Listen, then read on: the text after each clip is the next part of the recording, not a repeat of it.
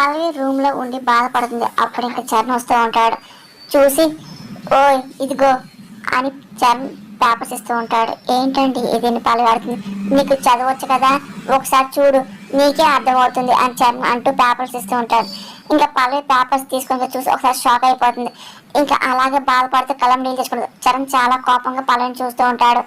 ఇంకా పల్లవి కలం నీళ్ళు తెచ్చుకుని చరణ్ చూస్తాడు.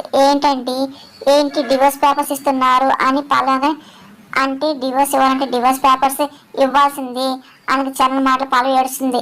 ఏటో రేపు కాంపిటీషన్లో నువ్వు ఓడిపోవడం ఖాయం, రేపటితో నా బ్రతుకే మారిపోతుంది కదా చరణ్ అన్నమాట ఏడుస్తూ, ఎందుకండి నా మీద అందరు కలిసి ఎంత కక్ష పట్టారు పల్లవి అన్నమాట చరణ్ చాలా ఆశపడి ఇంకా అదే పని తిడుతూ ఉంటాడు.